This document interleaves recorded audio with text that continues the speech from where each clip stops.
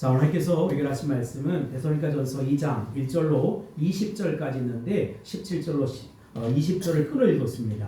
아름다운 양육이라고 하는 제목으로 하나님 말씀드리기를 원합니다. 목회를 하다 보면 아이들 때문에 여러 가지 문제로 고생하는 성도들을 많이 만나게 됩니다. 어떤 성도는 결혼을 했는데 임신이 되지 않아서 걱정하는가 하면 또 어떤 성도는 임신은 되는데 자꾸 유산이 되어서 걱정하는 성도도 있습니다.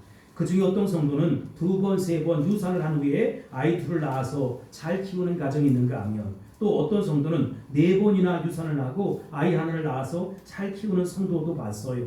또 어떤 성도는 이미 아이가 많아서 더 이상 임신을 원치 않았는데 덜컥 임신이 되어서 엄마가 울고불고 난리하는 집도 있습니다. 그런데 막상 원하지 않았던 아이를 낳아보면 그 아이가 얼마나 귀엽고 총명한지 내가 이런 아이를 낳지 않았으면 어떻게 되었을까 하면서 후회하고 그렇게 자기 자신을 돌아보는 사람들도 봤습니다. 구약 성경에 나오는 모세의 부모 같은 경우가 모세는 정말 원하지 않던 그런 임신이었어요. 왜냐하면 그 당시 히브리의 아이들이 남자아이가 태어나면 즉시 나일강에 던져서 죽게 만들었다는 것입니다. 그런데 그 아이를 막상 낳고 보니까 너무나도 이목구비가 또렷하고 총명해서 도저히 나일강에 던져 죽일 수가 없는 거예요. 그래서 모세의 어머니는 믿음으로 아주 큰 모험을 하게 되는데 그때 애굽의 기브인들이 이제 목욕을 하러 오는 곳에 모세의 갈대 상자를 더 이상 어떻게 할 수 없어 놨어요. 그런데 하나님의 섭리가 이루어지기 시작했던 것이지요. 아멘. 이 기적의 역사가 나타났던 것입니다. 아멘. 아니 나일강에 그 하첵스트라고 하는 바로의 공주가 목욕을 하러 온다는 것도 이상한 일이지만 그를 발견하고서 자기의 양아들로 삼았다는 것입니다. 결과는 유모는 모세의 어머니가 되었고 결국은 요게벳은 그 아이를 믿음으로 무럭무럭 죽으면 죽으리다 라고 하는 모습으로 키웠다는 것입니다. 사실은 죽으면 죽으리라 나일강 갈대숲에 두었는데 자기 품에 돌아오는 놀라운 역사가 일어났던 것이지요. 모세의 어머니는 모세를 젖될 때까지 키우면서 온 정열을 다해서 믿음으로 양육하고 믿음으로 키워냈습니다. 그런데 그가 어머니로부터 어렸을 때 배웠던 그 교육이 모세의 전 인생을 그렇게 좌우했다는 것이지요. 결국 실컷 애굽의 교육을 다 받고 난 이후에도 그는 하나님의 언약 백성 이스라엘 백성들에게 돌아왔다는 것입니다. 이런 것을 보면 어린아이에 대한 신앙교육이 얼마나 중요한가 대단한가 라고 하는 것을 알 수 있습니다. 나는 몇 년 전에 내가 신혼 때 섬겼던 교회에서 가르쳤던 고등부, 중고등부 학생들을 만난 적이 있어요. 그때 10대의 어린 청소년들이 이제는 40대가 되었더라고요. 나는 그때 2년 정도 그 학생들을 맡아서 열심히 성경 공부를 했는데 그때 2년 동안 같이 성경 공부를 했던 친구들의 마음속에 오랫동안 지워지지 않는 그런 모습이 있었던 것 같아요. 그들은 그때 구체적으로 어떤 것을 배웠는지 구체적으로 생각이 나지 않지만 누군가 우리를 정말로 끔찍이 사랑한다. 하나님의 사랑으로 우리를 사랑해 주었다. 라고 하는 사실을 그렇게 마음속에 담았다는 것입니다. 세월이 지나가고 시간이 지나가도 그것은 지워지지 않았다는 것이지요. 그 후에 몇몇 친구들은 교회를 다니고 있지만 몇몇 친구들은 교회를 떠났다는 소식도 들었어요. 그런데 한결같은 것은 모두가 너무 좋아서 내가 꼭 목사님을 만나고 싶었습니다 라고 하는 그런 이야기였어요. 저도 그들을 만나고 싶었어요. 왜냐하면 내가 어렸을 때 믿음으로 낳았던 영적인 그 자식들이었기 때문이라는 것입니다.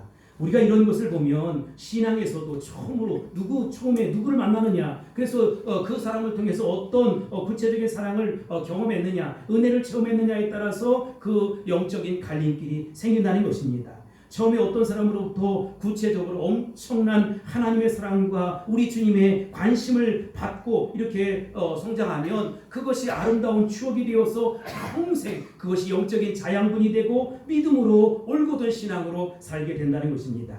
바울사도는 육체적으로는 자녀를 낳지 못했지만 정말 가는 곳마다 전승에 의하면 187개 교회를 개척했다고 하지 않습니까? 그 교회마다 엄청난 영적인 자녀들을 낳았습니다. 그런데 그 중에서도 이 데살로니가 교회 성도들은 바울사도가 전혀 기대하지 않았던 자녀들이었다는 것입니다. 바울 사도는 빌립보에서 의외로 큰 고생을 했어요. 아마 데살로니가에 갔을 때는 잠시 쉬었다 가자 이런 심정이었을지도 모른다는 것이지요. 그런데 전혀 생각지 못했던 일들이 벌어지는 것이지요. 당시 마게도냐의 수도였던 데살로니가 가서 하나님 말씀을 전하는데 심한 박해를 받고 고난을 겪는 거예요. 그렇지만 바울 사도는 데살로니가 교회 성도들을 잊을 수가 없었습니다. 왜냐하면 3주밖에 그렇게 양육하지 않았지만 그들이 어떤 모습으로 신앙생활을 하고 있을까, 어떤 심정으로 살아가고 있을까, 이것이 바울 사도의 온 몸을 감싸고 있었고 그것이 그의 주된 관심사였다는 것입니다. 오늘 우리가 살펴볼 첫 번째 메시지는 의외의 수학이라는 것입니다. 바울 사도가 데살로니가에 가게 된 것은 마치 어린아이로 치면 전혀 기대하지 않았는데 아이가 들어선 거예요. 예상하지 못했던 일이었다는 것입니다. 그런데 이렇게 해서 생겨난 데살로니가 교회 성도들은 그야말로 진리 안에서는 친구이었고 영적으로는 어려운 사람들이었다는 것입니다. 우리가 한 사람 전도하는 것이 얼마나 어려워요. 그런데 3주 동안 전도해서 그렇게 많은 사람이 몇십 명인지 몇백 명인지 정확히는 알 수 없지만 그 수많은 사람들이 주님 앞에 돌아오는 놀라운 부흥의 역사가 있었다는 것입니다. 그런데 그 모습 때문에 유대인들은 질투를 해서 소요를 일으키고 소란을 일으켰습니다. 폭동을 일으킨 것이지요. 바울 사도가 굉장한 위험에 처하게 되었어요. 예수님을 처음 믿은 사람들이 이제 바울 사도를 여기 있으면 안 됩니다. 선생님 떠나셔야 합니다 하고 자꾸 권면을 해서 밤중에 그 도시를 빠져나올 수밖에 없었다는 것입니다. 그 후에 바울 사도가 다른 도시에 가서 이렇게 새롭게 탄생한 그 교회가 말이지요. 이 데살로니가 교회였다는 것입니다. 그러니 열심히 공동체를 만들어 놨지만 실질적으로 교회가 세워지는 것을 보지도 못하고 그는 그렇게 떠난 것이지요. 그래서 그 이후에 세워진 그 교회를 격려하고 그리고 위로하고 싶은 마음속에 오늘 본문의 모습에 보면 그 데살로니가로 다시 들어가고 싶었지만 사단의 여러 가지 방해로 갈 수 없었다는 것이지요. 갈 수 없으니 어떻게 합니까? 편지를 쓴 것이지요. 그것이 바로 데살로니가 전서라고 하는 것입니다. 여러분, 바울 사도는 데살로니가 성도들에게 이렇게 말하고 있어요. 뭐라고요? 1절입니다. 시작. 형제들아, 우리가 너희 가운데 들어가는 것이 헛되지 않은 줄을 너희가 친히 아나니. 아멘. 너희 가운데로 들어가는 것이 헛되지 않다라고 한 말이 여러분 도대체 무슨 뜻입니까? 그것은 전혀 기대하지 않았는데 엄청난 수확을 거뒀다는 것입니다. 그러기에 우리는 하나님의 일은 우리의 기대와 다르다라고 하는 것을 알 수가 있어요. 어떤 때에는 잔뜩 기대를 했는데 별로 성과가 없고 어떤 때에는 정말로 들어가고 싶지 않은데 도대체 이게 뭐야 할 정도로 엄청난 성과를 거둘 수 있어. 영적인 노다지, 금맥을 발견할 때도 있다는 것입니다. 따라서 우리는 하나님께 내 뜻대로 마옵시고 아버지 뜻대로 되길 소원합니다 라고 언제나 기도드릴 수밖에 없는 것입니다. 저도 지난번에 어느 교회 외부 강사로 이렇게 초청을 받았잖아요. 정말 가기 싫더라고요. 그런데 막상 가서 보니까 진짜 내가 여기 왜 왔을까 이런 심정이었어요. 처음에는 의심하는 심정이었어요. 그런데 첫 시간부터 말씀이 역사하기 시작하는데 성령의 폭발적인 역사가 일어나게 되더라고요. 그 목사님 사모님이 얼마나 고마워하고 장로님이 감사해 했는지 알 수가 없어요. 아마 이런 심정이 바울 사도의 심정이었을 거예요. 바울 사도는 데살로니가에서 전혀 생각지도 않았던 치열한 영적인 전쟁을 이제 치르게 됩니다. 2절입니다. 2절 시작. 너희가 아는 바와 같이 우리가 먼저 빌립보에서 고난과 능력을 당하였으나 우리 하나님을 힘입어 많은 싸움 중에 하나님의 복음을 너희에게 전하였느라. 아멘. 바울 사도가 마게도냐의 첫 성 빌립보에 가서 의외로 고전을 하는 거예요. 3가지 기적의 역사가 있었지만 감옥에서 채찍질을 당하는 바람에 그는 치료와 요양이 필요한 상태였습니다. 어쩌면 바울 사도가 그 일행이 데살로니가에 갔을 때는 잠시 쉬었다 가자 우선 본격적인 양육을 하려고 복음 전하려고 했던 것은 아닌 것 같아요. 그런데 의외로 바울 사도는 데살로니가에 가서 가장 이 본격적인 복음을 전하게 되는 것을 볼 수가 있습니다. 특히 그곳에서 사단의 강한 반발을 경험하게 되었어요. 여러분, 사단이 왜 이렇게 날뛰니까? 그 이유가 무엇입니까? 이곳에 진짜 하나님의 백성, 언약 백성들이 있기 때문이라는 것입니다. 바울 사도가 데살로니가에서 경험했던 것은 정말로 해볼 만한 영적인 전쟁이었어요. 이것은 빌립보에서 귀신 들렸던 점치는 여종 하나가 따라다니면서 애를 먹인 것이거나 고소를 당해서 감옥에서 두들겨 맞는 정도의 모습이 아니라 진리 전쟁, 복음 전쟁, 영적인 전쟁을 치를 수밖에 없었다는 것입니다. 우리는 때때로 전혀 생각지도 못하는 곳에서 아주 가치 있는 하나님의 일을 하게 돼요. 그런데 여러분, 이 육신적으로 보면 힘든 일이고 어려운 일이고 자존심 상하는 일이고 괴로운 일일지 모르지만 하나님이 기뻐하는 일을 할 수 있어야 된다는 것입니다. 누군가의 기도를 통해서 하나님 나라가 세워져 가고 누군가의 헌신을 통해서 하나님 나라가 세워져 가는 것입니다. 나는 우리 집에서 필요 없어 라고 이야기하지만 여러분, 여러분의 눈물의 기도를 통해서 여러분의 가정이 세워져 간다는 사실 아십니까? 여러분들의 눈물의 기도를 통해서 여러분들의 기업이 세워져 간다는 사실 아십니까? 여러분들의 눈물의 기도를 통해서 자자손손 대대가 영향력을 미치는, 하나님의 선한 영향을 미치는 사람들이 세워져 간다는 사실 아십니까? 그것을 모르면 영적인 깜깜이에요. 그것을 아신다면 여러분 죽도록 충성하는 것이지요, 눈물 뿌려 기도하는 것입니다. 하나님 나라 선교 완성을 위해서 영적인 전쟁을 치르는 것입니다. 바울 사도에게 있어서 데살로니가 교회가 바로 그런 곳이었다는 것입니다. 두 번째 메시지는 바울 사도의 양육 비결이라는 것이지요. 바울 사도가 데살로니가에서 성도들 양육했을 때의 기간은 정말 짧은 3주였어요. 여러분, 사도행전의 기록에 의하면 3주 정도였는데 3주도 평안한 3주가 아니라 유대인들의 심한 반발이 있었고 공격이 있었고 핍박이 있었고 폭동이 일어나는 3주였다는 것입니다. 그런데 어떻게 바울 사도가 이 짧은 시간 동안 데살로니가 교회 성도들 그렇게 많은 성도들로, 양질의 성도들로 그렇게 양육해낼 수 있었을까? 몇 가지 모습으로 살펴보면, 첫 번째, 바울 사도가 이 하나님 말씀을 전할 때 전혀 가식이 없는 아주 솔직하고 담백하고 진실하게 말씀을 전했다는 것입니다. 오늘 본문 3절로 5절에 보면 데살로니가 교회에 전한 그 복음은 간사함이나 속임수의 말을 하지 않았다는 거예요. 3절로 5절입니다. 시작. 우리의 권면은 간사함이나 부정에서 난 것이 아니요 속임수라는 것이 아니라 오직 하나님께 옳게 여기심을 입어 복음을 위탁받았으니 우리가 이와 같이 말하는 사람을 기쁘게 하려 함이 아니요 오직 우리 마음을 감찰하시는 하나님을 기쁘시게 하려 함이라. 너희도 알거니와 우리가 아무 때에도 아첨하는 말이나 탐심의 탈을 쓰지 아니하는 것을 하나님이 증언하시느니라. 아멘. 여기서 바울 사도는 자신들이 데살로니가에서 전한 말씀, 하나님 말씀을 전할 때 어떻게 했대요? 간사함으로나 부정으로나 속임수로 전하지 아니했다는 것입니다. 우리가 아는 것처럼 바울 사도는 어디를 가서라도 간사함이나 속임수나 부정으로 하나님 말씀을 전하지 않았다는 거예요. 근데 여러분, 왜 여기서 그가 간사함, 부정, 속임수란 단어를 사용했을까라고 하는 것이지요. 바울 사도의 반대편에 있었던 사람, 대적했던 사람들은, 유대인들의 교사들은 간사함으로 전했고 부정적인 방법으로 전했고 속임수로 전했다는 거예요. 결국 정직하지 못했다는 것입니다. 자신들의 목적을 달성하기 위해서 수단 방법 가리지 아니하고 무슨 이야기든지 다 끌어나고 무슨 일이든지 다 끌어내서 자신들의 설득하고 자신들의 나라를 세워갔다는 것입니다. 그런 까닭에 약간의 설득력은 있었는지 모르지만 그들의 논리를 지지하는지는 몰랐겠지만 그것이 열매를 맺지 못했다. 그러나 바울 사도는 오직 한 가지 입장만 취했다는 것입니다. 어떻게 하면 하나님이 옳게 여기실까? 어떻게 하면 하나님이 기쁘게 여기실까? 어떻게 하면 주님께서 내게 부탁하신 십자가의 복음, 생명의 복음을 전할 수 있을까라고 하는 것입니다. 그런 모습으로 노력을 했는데 결과는 여러분, 바울 사도가 전한 이 복음은 2000년이 지난 지금도 생생하게 살아서 역사하고 있고 기독교의 뼈대를 이루고 있다는 것입니다.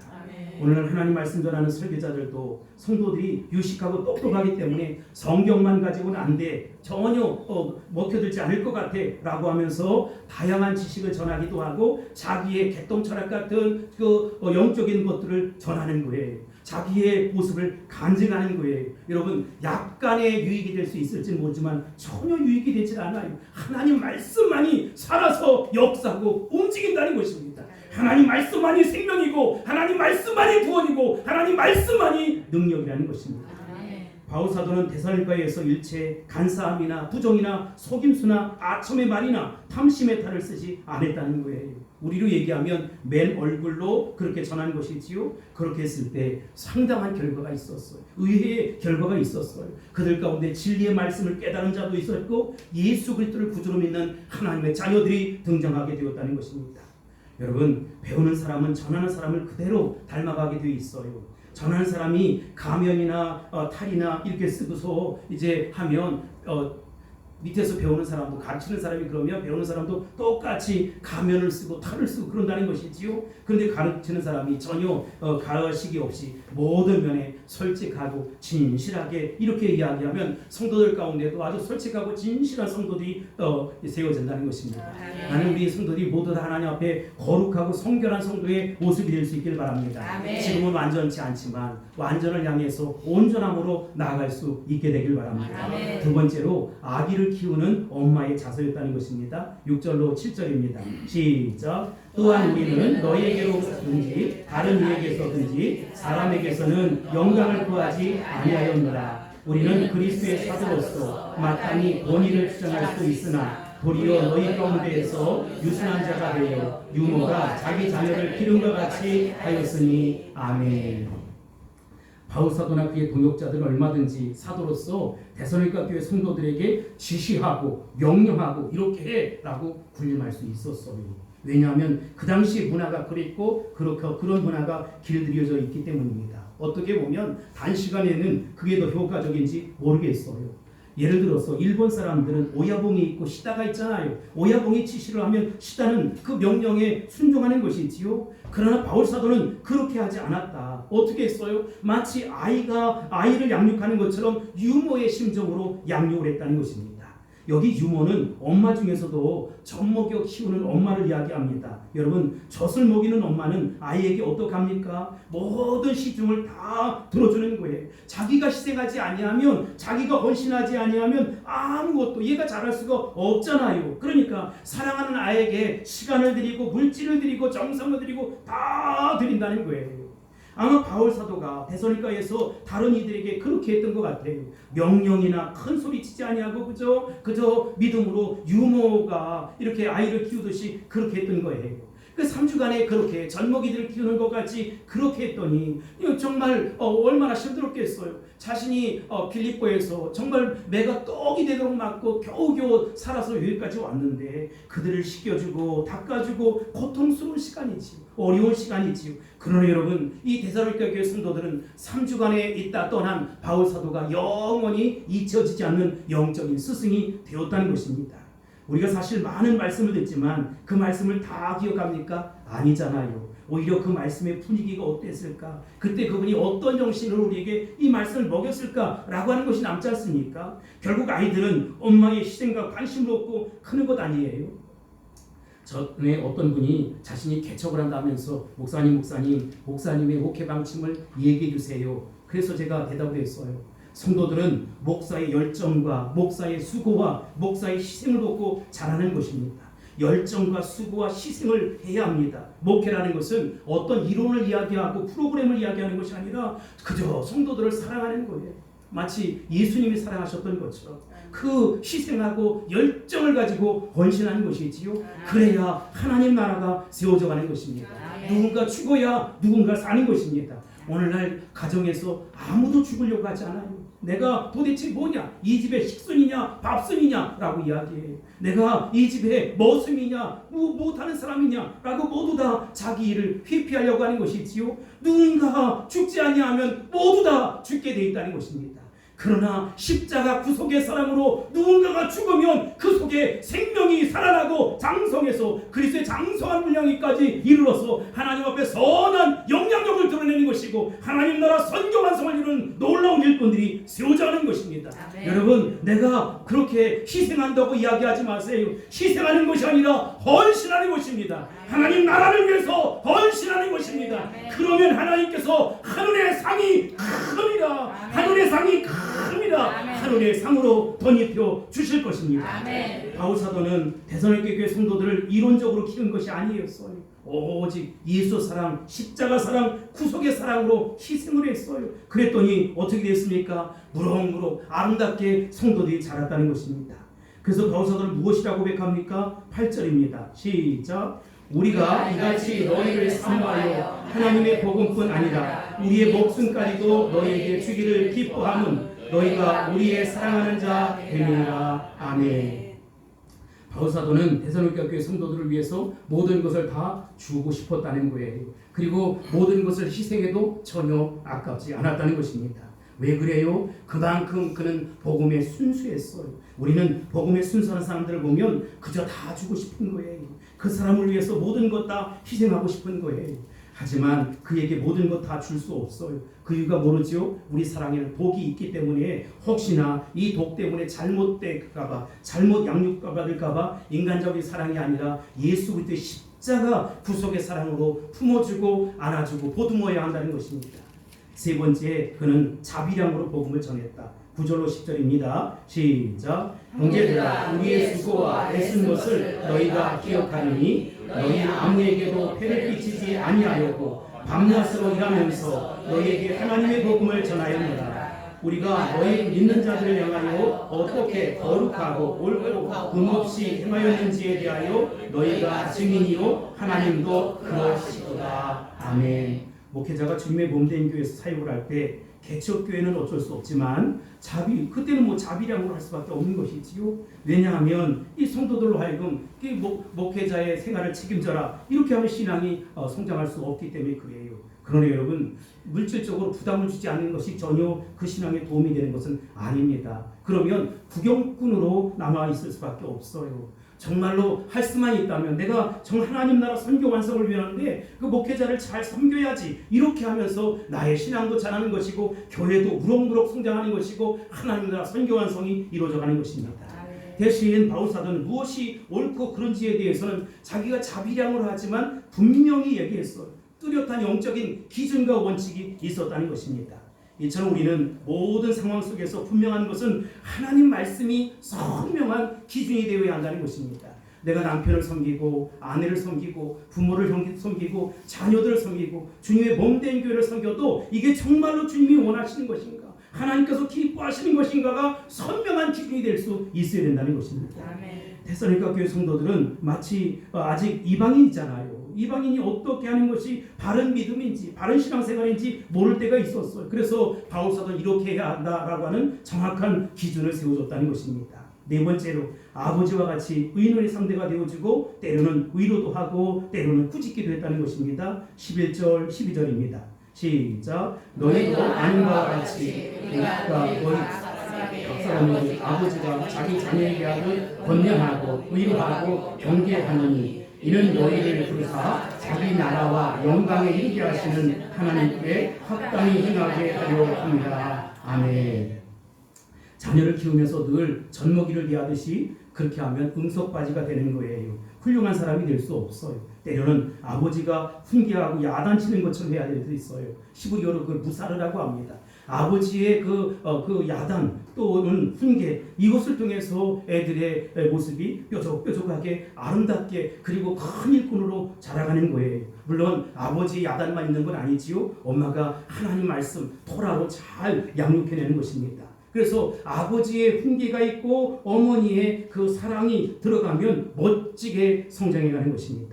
여기 권면하며라고 하는 용어가 권면전 상담이 여기에서 나왔어요. 성경을 가지고 적극적으로 가르치는 것을 의미합니다. 어떻게 하면 하나님 앞에 바른 믿음으로 세워갈 수 있을까? 얘가 어떻게 하면 정상적인 하나님의 사람으로 살아갈 수 있을까라고 하면서 성경을 이야기하는, 네가 못하지만 성경은 이렇게 이야기한다라고 일방적으로 주입하는 것이 아니라 나도 살아내고 너도 살아내는 것이지요. 권면을 하는데 우선 필요한 것은 상대방의 이야기를 다 들어주는 거예요. 우린 이게 참 부족해요. 경청이라고 하잖아요. 이게 여러분 인생을 살면서 굉장히 중요한 거예요. 도대체 무슨 말을 하려고 하는 건가? 부모님의 말씀을 들어야 합니다. 자녀들의 말을 들어야 합니다. 그리고 사랑하는 친구들의 말을 들어야 합니다. 남편의 말도 듣고 아내의 말도 들어야 돼요. 나의 말만 일방적으로 주장하면 그 가정은 어려움이 당하는 것이지요. 경청을 잘할 수 있게 되길 바랍니다. 아멘. 그래서 하나님 말씀 가르칠 때는 가르치는 자와 배우는 자 사이에 인격적인 신뢰도 중요한 거예요. 잘 들어주고 그 말이 옳으면 내가 자존심이 상해도 아멘입니다. 하나님이 말씀하시니 아멘인 것이지요. 우리가 세 번째로 살펴본 메시지는 데살로니가 교회 성도들의 장점이 도대체 뭐냐라고 하는 것입니다. 여러분, 그들이 하나님 말씀을 진리로 받아들이는데 아주 탁월한 세 가지 장점이 있었어요. 첫 번째, 그들은 바울 사도에게서 복음을 들을 때 이것이 사람의 말로 들은 것이 아니라 하나님 말씀으로 받아들였다는 것입니다. 13절 보겠습니다. 시작. 이러므로 우리가 하나님께 끊임없이 감사하는 너희가 우리에게 들은 바 하나님의 말씀을 받을 때에 사람의 말로 받지 아니하고 하나님 말씀으로 받으니 진실로 들어가로다. 이 말씀이 또한 너희 믿는 자 가운데에서 역사하느니라. 아멘. 데살로니가 교회 성도들은 바울 사도의 말을 전부 뭘로 받아들였대요? 하나님 말씀으로 받아들였다. 여러분, 바울 사도의 말에 곤란함이 없었다. 의심한 것이 없었다. 전적으로 하나님이 나에게 주신 말씀이다라고 아멘으로 받아들였어요. 그러니까 기적의 상식처럼 일어나게 되었다는 것입니다. 우리는 말씀을 어떻게 듣습니까? 어떤 사람은 그 말을 듣는데 이건 인간의 말 같아, 이건 하나님 말씀 같아, 이건 복음 같아, 이건 아닌 것 같아. 이렇게 하면 여러분, 그 하나하나 말씀을 골라내기 시작하면 어떻게 됩니까? 나에게 은혜가 안 되는 거예요. 어떤 사람은 말씀을 받는데 스펀지처럼 쫙쫙 빨아들이는 거예요. 여러분, 그 사람에게 하나님 말씀이 능력이 되는 것입니다. 왜냐하면 이 사람은 이미 마음같이 좋은 밭이에요. 좋은 밭에 씨앗이 떨어지면 어떻게 되지요? 30배, 60배, 100배의 결실을 맺는 것입니다. 이와 같은 축복이 있을지어다. 이렇게 되기를 선포합니다. 여러분, 그래서 우리가 좋은 밭이 되어서 30배, 60배, 100배의 결실을 맺어야 하나님께도 영광이고 교회의 부흥을 이루지 않겠습니까? 우리 교회가 단실 내에 이렇게 안정된 모습으로 세워질 수 있었던 것은 모두 다 스펀지처럼 하나님 말씀을 쫙쫙 빨아들였기 때문이에요. 여러분, 심령의 날마다 부흥의 역사가 일어날지어다. 두 번째, 데살로니가 교회 성도들은 유대인의 가르침을 맹목적으로 따르지 않았다는 것입니다. 이때만 하더라도 사람들은 학문하면 그리스였습니다. 그리고 종교하면 여호와 종교잖아요. 유대교였습니다. 그런데 이 데살로니가 교회 성도들은 유대교인들이 많이 활동을 했지만 그들을 따르지 않았다는 것입니다. 14절로 15절입니다. 시작. 형제들아, 너희가 그리스도 예수 안에서 유대에 있는 하나님의 교회들을 본받은 자 되었으니 그들이 유대인들에게서 고난을 받은 것 같이 너희도 너희 동족에게서 동일한 고난을 받았느니라. 유대인은 주 예수와 선지자들을 죽이고 우리를 쫓아내고 하나님을 기쁘게 하지 아니하고 모든 사람에게 대적이 되어. 아멘. 여기서 우리는 새로운 사실을 알게 됐는데 유대에 있는 교회가 유대인들에게 핍박을 많이 당했다는 것입니다. 그리고 데살로니가 교회 성도들도 데살로니가 사람들로부터 핍박을 많이 당했다는 것입니다. 그러나 그들은 그 핍박 때문에 조금도 흔들리지 않았어요. 나에게 어려움이 올 수 있어요, 여러분. 그런데 신앙이 흔들리면 안 되는 것이지요. 예수 믿는 사람도 어려움이 올 수 있습니다. 그래서 그러려니 하고 나사렛 예수 이름으로 물러갈지어다 라고 외쳐야 돼요. 그리고 나는 믿음으로 가는 것입니다. 하나님의 영광을 위해 사는 것입니다. 내가 예수 믿는데 내 믿음으로 살아가는데 주 앞에 충성하는데 왜 이렇게 어려움이 있지? 인생은 다 어려움이 있는 거예요. 근데 여러분, 그 어려움을 어떻게 받아들일 것이냐에 따라서 결과는 전혀 다른 모습이라는 것입니다. 여러분들은 고난을 선용해서 하나님 앞에 위대한 하나님의 일꾼이 될 수 있길 바랍니다. 세 번째, 바울 사도의 장점인데요. 바울 사도는 데살로니가 교회 성도들의 신앙을 자기의 자랑으로 생각했고 면류관으로 생각했다는 것입니다. 바울 사도는 진심으로 십자가 복음을 전하고 떠났어요. 그랬더니 어떻게 됐습니까? 이 성도들 다시 보고 싶은 거예요. 사단이 가로막지만 어떻게 이들이 잘하고 있을까? 어떻게 신앙생활 잘하고 있을까? 그런 거예요. 사단이 막으니까 어쩔 수 없어 편지를 쓴 건 아니겠습니까? 그러나 이제 바울 사도에게는 다른 자랑이나 기쁨은 없었어요. 디모데를 통해서 이 교회가 놀랍게 부흥하고 성장하고 있다라고 하는 그 말 때문에 그는 정말로 어떻게 할 수가 없었어. 그래서 이렇게 고백합니다. 너희는 나의 자랑이요 기쁨이요 나의 영광입니다. 바울 사도는 예수 그리스도 안에서 가장 잘했고 큰 상을 받을 만한 주님의 몸된 교회, 아름다운 교회, 데살로니가 교회를 이렇게 아름다운 신부로 준비해 놨던 것이지요. 다음 그림을 보면 20세기의 가장 위대한 전도자라고 하면 누구죠? 빌리 그레함입니다. 빌리 그레함을 20세기 최고의 전도자다 이렇게 얘기합니다. 내가 이분의 전기를 읽었는데 여기가 어디냐면 여의도 광장이에요. 엄상광수 집사님도 여기 있었다고 하더라고요. 나도 있었는데 만나지 못했어요. 내가 빌리그레함의 전기를 읽으면서 여러 번 감탄을 했는데 그분이 도대체 어떻게 얼마나 많은 사람에게 전도했을까 물어보면 아마 1억 정도는 했을 것이다 이렇게 얘기합니다. TV, 방송 그리고 저와 같은 이렇게 마이크 시스템, 비행기 안에서 자동차 모든 현대 문명의 이 길을 총동원해서 전도를 한 4, 50년 정도 했던 것 같아요. 그래서 그 목사님에게 빌리그레함 목사님에게 저 복음을 들은 사람들이 1억은 넘을 것이다 이렇게 얘기합니다. 그 가운데 여러분 예수 그리스도를 구주로 믿는 사람들이 뭐 몇백만 명이 나왔다 뭐 이렇게 엄청난 일을 하셨어요. 그런데 여러분 빌리그레함 목사님을 예수 믿고 전도자로 만든 무명의 목사님이 계세요. 그분이 누구냐면 모다카이 햄이라고 하는 분인데 모다카이 햄 제가 인터넷을 여기저기 뭐 네이버 뿐만 아니라 여러 곳을 해봐도 구글에 가도 이분의 모다카이 햄이라는 사람의 얼굴이 없어요. 사진이 없단 말이지요. 그런데 모다카이 햄이 어떤 분이냐? 빌리그레함이 19살 때 조그만 마을에 이제 전도 집회가 있어서 천막에서 하는 집회에 참석하게 되었어요. 친구들을 따라 이제 전도 집회에 갔던 것이지요. 근데 모다카이 햄이라는 전도자가 이 빌리그레함을 아주 주목하기 시작했어요. 그래서 그를 쳐다보면서 열심히 복음을 전했습니다. 나중에 구원 초청을 했어요. 예수 믿을 사람 앞으로 나와라. 구원 초청을 했더니 빌리그레함이 몇몇 친구들과 함께 벌떡 일어서서 목사님께 나왔어요. 그리고 예수 그리스도를 구주로 믿고 하나님의 자녀가 되었고 안수 기도를 받고 돌아갔습니다. 그런데 빌리그레함이 집에 돌아가는데 진짜 가슴이 쿵쾅쿵쾅거리는 거예요.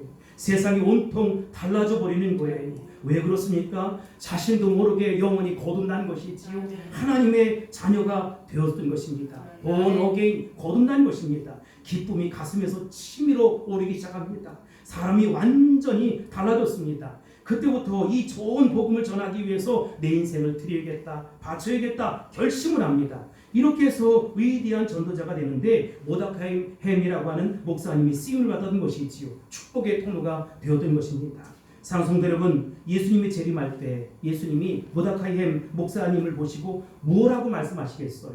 이리 좀 와봐라. 너는 이 앞에 종려나무를 들고 흰옷 입고 하나님을 찬송하는 저 큰 무리를 봐라. 저 사람들이 다 내가 전도한 사람이다. 아닙니다 주님. 저는 그렇게 많이 전도를 못했어요. 아니 네가 빌리그레함을 전도하지 않았니? 내가 전도한 빌리그레함 너 한 사람 때문에 수많은 사람들이 이렇게 전도를 되었다. 너는 한 사람 전도를 했지만 그 빌리그레함을 통해서 수백만 명이 예수 믿고 천국에 들어왔지 않았니? 한번 봐라. 얼마나 대단한 일이냐.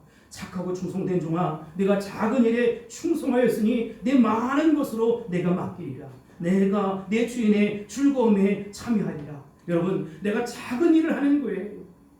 밥을 짓고 청소를 하고 또 가정을 돌보고 자녀들을 돌보고 남편을 출근시키고 아내를 사랑해주고 부모를 섬기고 아주 작은 일을 했어요. 근데 우리 주님은 얼마나 대단한 일을 해?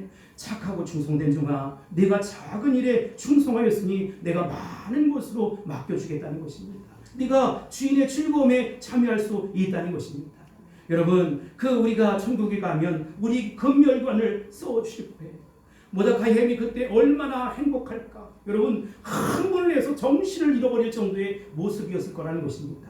그런데 여러분들이 전도하는 한 사람 한 사람 징그럽게도 말을 듣지 않고 정말로 어쩌면 저렇게 말을 듣지 않지? 라고 하는 그 사람 전도한 그 사람을 통해서 어떤 열매가 맺어질지 우리는 몰라요. 사랑하는 성도 여러분 여러분들에게 자랑거리가 되는 사람은 도대체 누구입니까? 주님이 여러분을 보시고 칭찬하시면서 멸류관을 씌워줄 사람이 도대체 몇 명이나 됩니까? 여러분 그거 보셔야 돼요. 내가 지금의 삶이 힘겹습니다. 내가 지금의 삶이 고통스럽습니다. 나의 인생은 가슴앓이의 연속입니다. 여러분 그거 보면 안 돼요. 마귀가 자꾸 그거 주목하라고 그거 보라고 네 자존심이 있는 거냐 없는 거냐 너도 인간인데 이 땅에 태어나서 기타 등등의 얘기를 하면서 속삭인다는 것이지요. 예수 이름으로 결박당할지어다. 예수 이름으로 물러갈지어다. 나는 하나님 나라의 위대한 용사입니다. 지금까지 하나님 나라 선교 완성을 이루어왔습니다. 지금도 쓰임받지만 앞으로도 쓰임받을 것이고 내 전도를 통해서 많은 영혼들이 수많은 영혼들이 주님 앞에 돌아올 것입니다. 아멘. 착하고 충성된 종아 내가 작은 일에 충성하였구나. 내가 큰 것으로 맡김이라 하면서 하늘의 상급을 더해 주실 것입니다. 아멘. 여러분 바울 사도가 그랬던 것처럼 이것이 우리의 자랑이고 이것이 우리의 기쁨이고 이것이 우리의 상급이고 이것이 우리의 면류관이 될 수 있어야 된다는 것입니다. 아멘. 힘겹고 어렵지만 우리가 하나님 말씀으로 잘 양육받아서 이제는 아름다운 그리스도의 신부로서 존귀하게 쓰임받는 저와 여러분이 다 될 수 있기를 주님의 이름으로 축원합니다. 아멘. 여러분들은 여러분 꼭 모르지만 우리 주님은 여러분들을 기억하세요. 아멘. 여러분들의 눈물을 기억하시고 여러분들의 충성을 기억하시고 여러분들의 헌신과 봉사를 기억하신다는 것입니다. 아멘. 목사님이 왜 나를 모르시지? 왜 사모님이 나를 왜 모르시지? 장로님, 권사님, 안수집사님, 집사님들이 왜 나의 충성을 모르시지? 여러분 우리 주님이 아십니다. 아멘. 우리 주님이 꼭 기억하십니다. 아멘. 우리 주님이 반드시 기억하시고 하늘의 상으로 덧입혀 주실 것입니다. 아멘. 그 같은 은혜가 있을지어다. 아멘. 축복이 나타날지어다. 아멘. 할렐루야. 아멘. 기도하겠습니다. 고마우신 아버지 하나님 감사합니다. 영광 받아 주옵소서. 아멘. 피 묻은 보혈로 우리 모두를 덮어 주옵소서. 아멘. 그래서 하늘의 상급 받는 우리 모두가 될 수 있도록 축복하옵소서. 아멘. 예수님의 이름으로 간절히 기도합나이다. 아멘. 아멘.